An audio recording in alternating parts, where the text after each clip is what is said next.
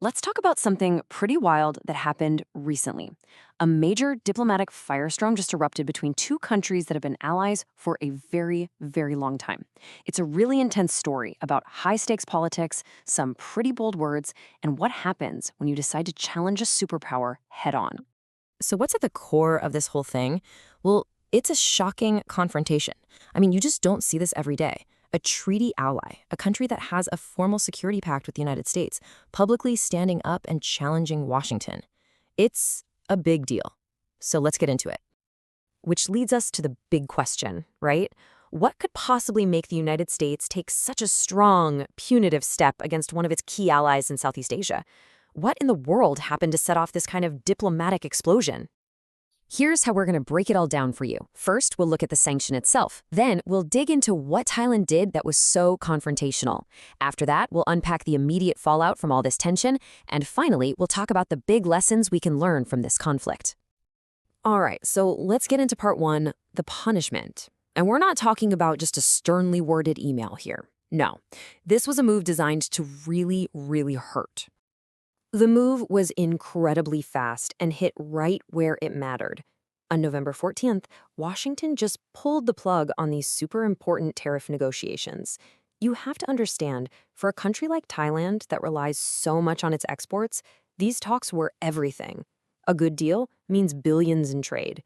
So by suspending them, the U.S. sent a crystal clear message. Your political moves have very real economic consequences. Okay, so what on earth did Thailand do to provoke a reaction like that? Let's jump to the second part and look at the confrontation that lit the fuse on this whole thing. So the main trigger was this really bold move from Bangkok.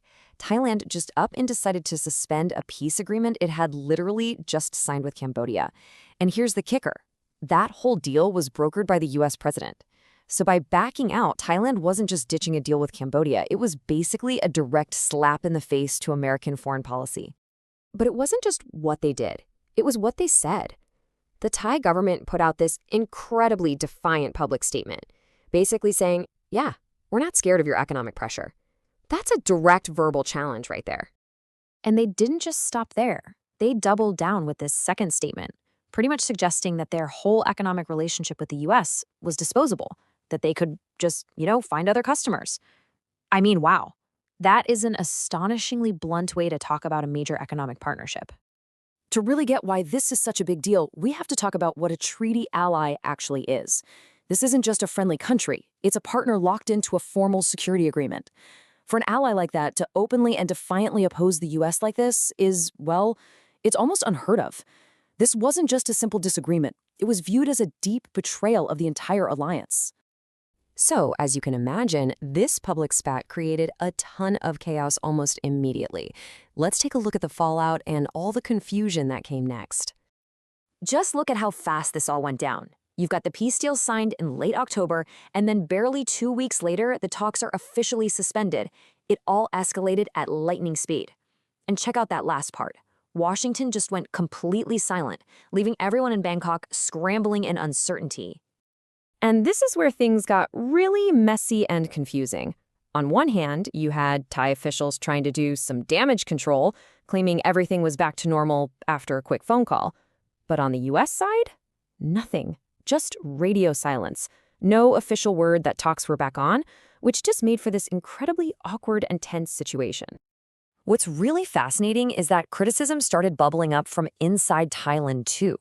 A former deputy foreign minister, Dr. Roshali Chandra, came out and put the blame squarely on Thailand's own leadership.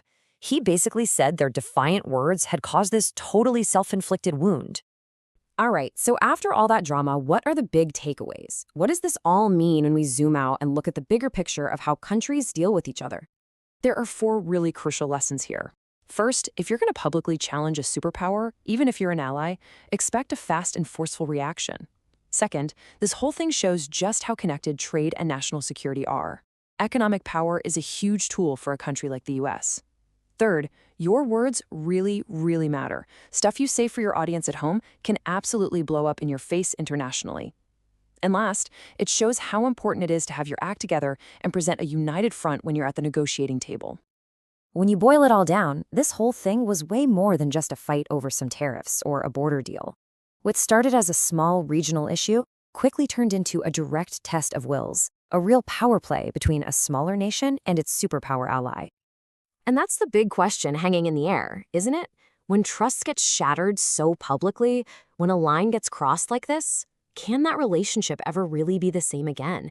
What does the future look like for an alliance that's been so badly damaged?